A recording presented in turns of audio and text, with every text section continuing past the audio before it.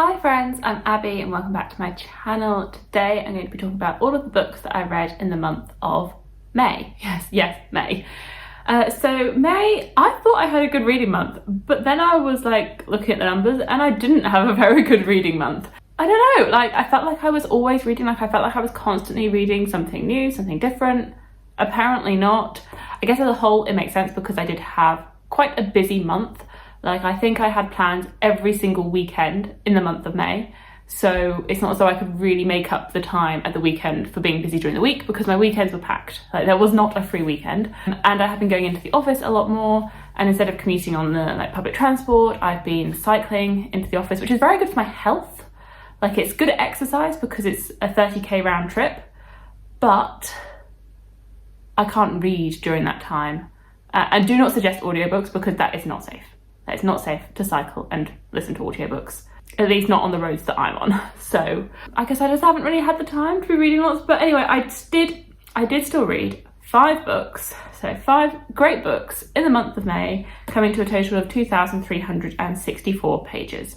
4 of the books that I read were fantasy and 1 was a romance. All 5 of the books were adult. And I did start a 6th book, and I'm like the majority of the way through the 6th book, so I will talk about that at the end of the wrap up. But I did start a 6th. 1 of the books was 5-star, 2 of the books were 4 stars, 1 was 3-star and 1 was 2-star, so a wide variety of ratings there. This month was the month of continuing in series, not finishing, but continuing, as I continued in 4 series and I did start 1 new one, and so in total I have 30 series on the go.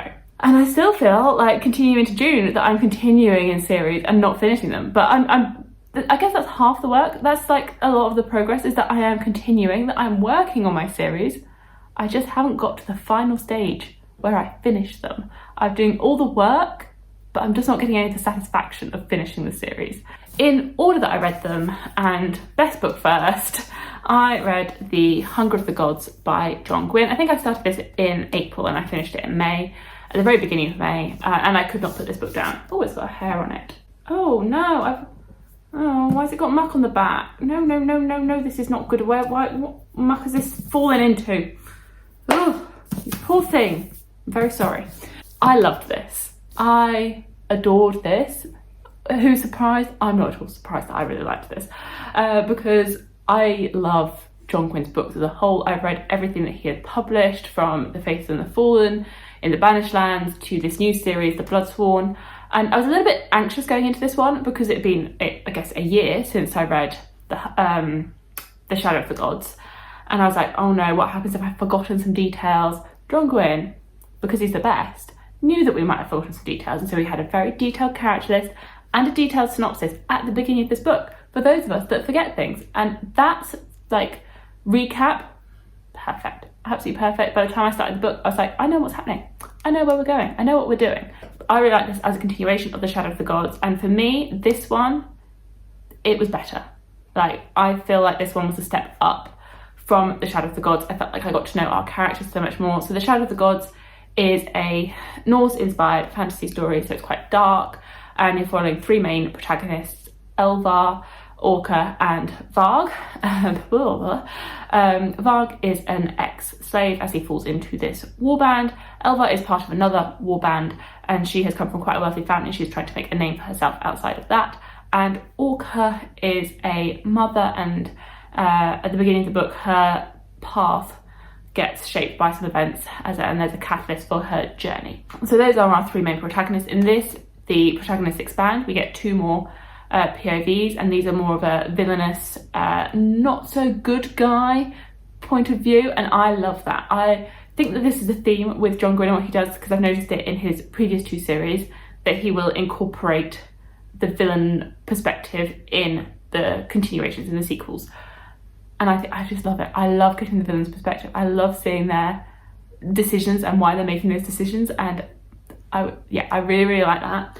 And I just really liked the journey that these characters go on in this story, like the expansion of their characters, seeing their growth, seeing their journeys. There is a lot of travelling in this, so if you don't like travelling, maybe that's one of the reasons why you might not enjoy this one so much, because everybody is moving. Everybody is moving to different locations. They're all crossing paths in their journeys as they move, and like as they try and get to where they want to go, as they try and fulfill their task that they are working towards. I also really like the expansion of the gods and the lore in this book, and just the expansion of everything. And I am so intrigued to know what is going to happen next in the conclusion. And I'm sad that I don't have it to hand and I can't read it right away. This is the sad thing now, being caught up on your favourite author's books, is that you don't have any more. I don't have any more that I can read, and now I just have to wait. And it's just not fair. So I wish that I had the third unknown named title already to hand, because I would love to know what's going to happen to these characters and know not if they're safe, because I don't think anybody's really going to be safe in this world, but like know that they're going to be okay. Also around the same time, I read A Mirror Mended. This is the second book in the Fractured Fables series by Alexi Harrow. I had an arc of this from NetGalley and it comes out in June. I'll put the date on the screen. And this one was a bit of a disappointment for me. I mean, it was fine. I talk about it. I actually have a video where I talk about anticipated releases. So both The Hunger of the Gods and A Mirror Mended are included in that video, so I can link that, where I go into my thoughts as I read them. And A Mirror Mended, it was just a bit like it wasn't necessary. It wasn't needed. Like, I enjoyed A Spindle Splintered, and it does continue on the same vein, but it just sort of like kept going over the same points, and I was like, yeah, I get it. And I don't know, I just feel like it's a continuation from A Spindle Splintered, and it didn't really need a continuation. And I think that it would have worked better if she took these fairy tales into them as individual stories, and that they weren't linked or crossovered, that they were just individual stories, because they do sort of wrap up like A Spindle Splintered wrapped up. A Mirror Mended now seems to have wrapped up. Like, if they just stuck as being standalone fairy tale retellings as opposed to a series of novellas, because it just doesn't quite work for me anyway. I then read some romance. I then read Brutal Prince by Sophie Lark. This is the start of a mafia romance series that she's written, and I tried to dip my toes into a little bit of mafia romance. This one I really liked. I read Ruthless Creatures back in the very end of April, and I was like, oh no, this was not for me, because it started off really strong, but then the love interest was just too much, and I found that one was just overridden by romance and not enough mafia. This one was the right amount of mafia to romance ratio, that there was a good amount of like action and intrigue and like dynamics between the mafia families and the romance. Like, it worked. I enjoyed the build-up of the romance between our two characters, that they went from absolutely hating each other and then being forced into an arranged marriage by their parents who run the mafia families, and how their dynamic shifted and changed, and then like how other factors and other mafia families got involved within the drama. So I thought that was really well done, and I am definitely intrigued to keep going within the series. I think each one follows a different sibling. I'm not too sure like how interlinked they are, or if they're all more like standalones within the same world. I don't quite know, but I enjoyed it. I found it very bingeable. I just wanted to keep reading it when I was reading it. Like, I was constantly compelled to find out what was going to happen next. I think it was very well written, well done, well paced. Everything about it I enjoyed, and would recommend it if you wanted to get into mafia romance as a starting point. I think it's a good one, as opposed to Ruthless Creatures, which was not such a good one. Like, if I was going to redo my mafia romance journey, I would start with Brutal Prince and Sophie Lark. And she seems to have a lot of books out, like a lot that I can now work through, because she's got this series with Brutal Prince, she's got like the children of the Brutal Prince series, and then she's got another series, so there's a lot of mafia romance there for me if I want to read it. And it felt like a good change of pace from some of the other books that I was reading this month, or my continuations. I then read Queen of the Unwanted by Jenna Glass, and I liked this book, but it took me like 2 weeks to read it. Like, I read the first 100 pages, then I took a break and read Brutal Prince, and then I gradually worked my way through the rest of it.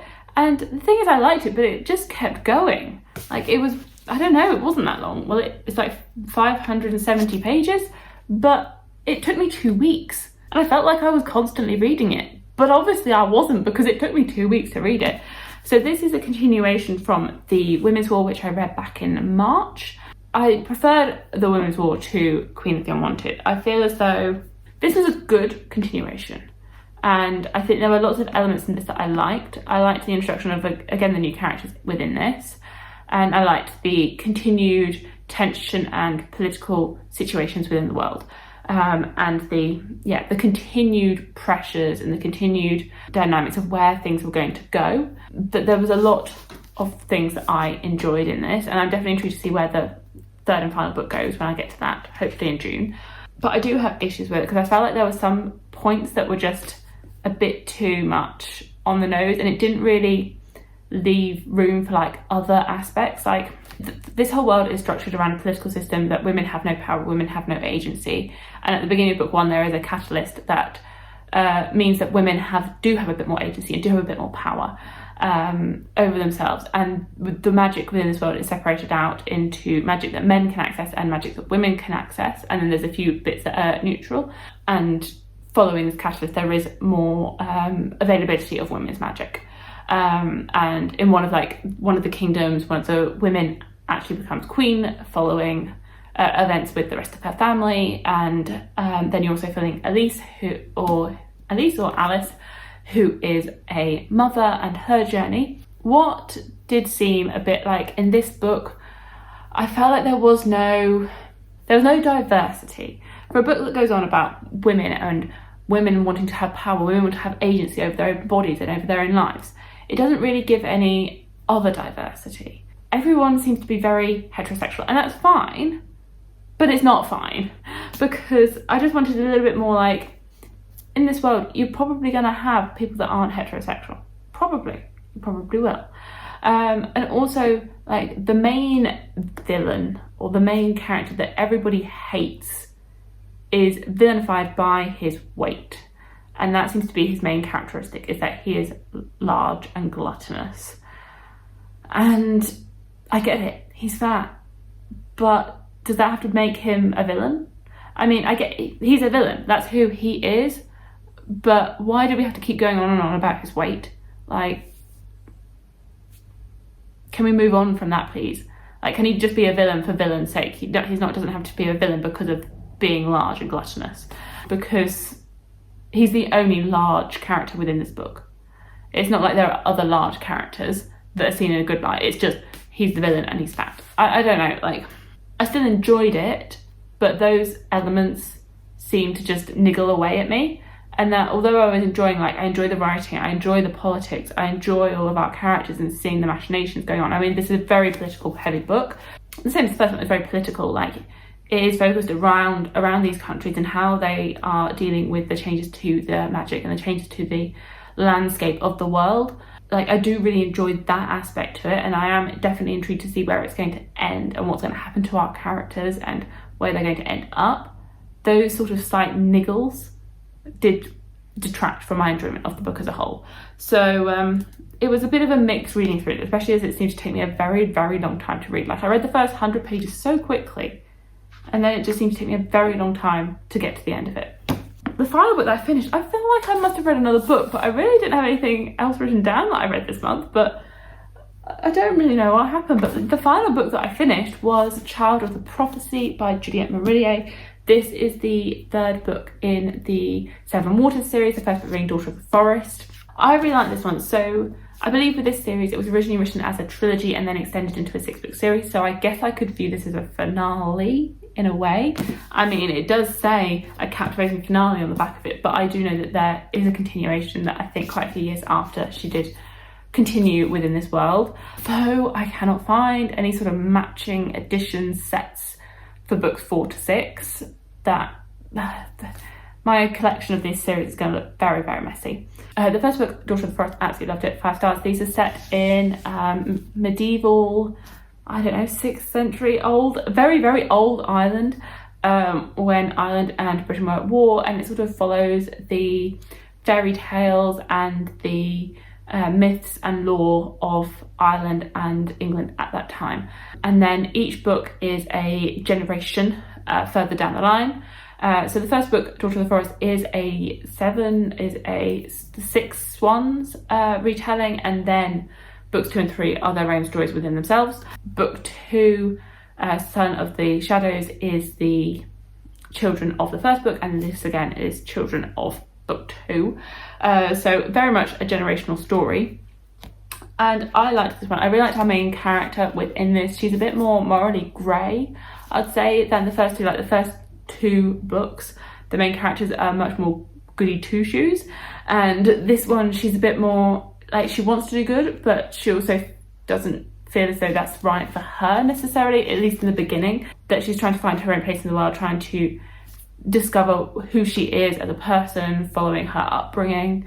So I really liked her as our character and following her, and her being quite different from the previous 2 protagonists that we followed in this series. So I really liked her, and I really like the writing style in these books. I do find them really like compelling to read, and I think that this wrapped up quite well. I liked how everything came together at the end and how it all wrapped up, and how everything just fell into place. Towards the end. I'm definitely intrigued. Like it does wrap up. Everything does wrap up, but I am intrigued to see who fourth, fifth, and sixth book would follow, and where that would go. Whether that again goes down a generation or what happens next. But I don't know if I'm going to continue on with like this series first and read those 4, 5, and 6, or I do have some of Juliette Marillet's other books. Whether I read them next. TBC. I still think my favourite in this series is Daughter of the Forest. That book does just have a certain magic to it. I'd say it really does. It has a certain like charm and magic to it that just sets it a little bit apart. But I'd say I'd have Daughter of the Forest, then Child of Prophecy, and then the weakest one being Son of the Shadows. But yeah, very happy with this series and would definitely recommend it. So those are all of the books that I finished in the month of May. I did make some really good progress though in the Two Towers, the second book in the Lord of the Rings, another continuation. I literally have, I think, like 60 pages left. So I'm very much like making excellent progress in here. I have surpassed my original bookmark from when I was a child. So that feels like a bit of a milestone. When I passed that, I was like, oh my God, I passed my like childhood milestone that I've gone past that. So yeah, I'm the majority of the way through this, like the vast majority of the way into this book, with just this little bit left. So definitely will be finishing it very shortly, very, very shortly. I listened to the audiobook of this again, narrated by Andy Serkis, so I would definitely continue to recommend his audio narration of this series. I think he does an excellent job with these books. What I did notice, which I had forgotten or just hadn't really realised, is that book 3 is all of the... Book 3, you are focused on like Pippin, Merry, Legolas, Strider, Gimli, like that side of the Fellowship, like that is all them. And you don't get any Frodo or Sam. And then book 4 is all Frodo and Sam with none of the Fellowship. But I hadn't realised, for whatever reason, that the stories aren't linked together, that they are completely separate.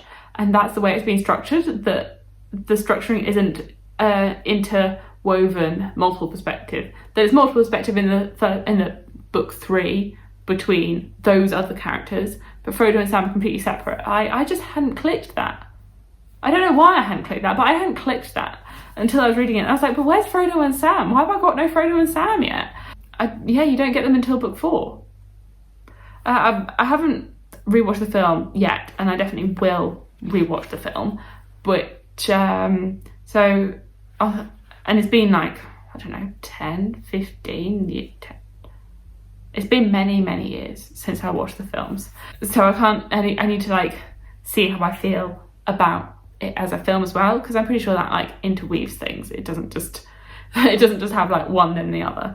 Yeah, but overall I'm enjoying it as I expected that I would, that I'm continuing to enjoy this and where it is headed. And yeah, where it's all going, and I enjoyed like some of the characters that we met in this part, like Treebeard, love Treebeard.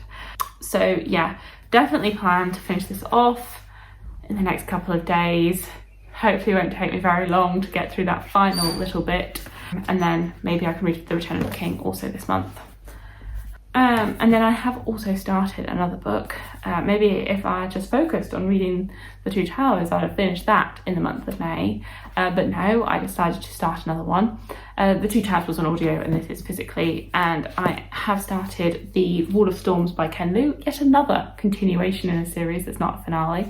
And I read the first few chapters in this in May, and I'm really enjoying it.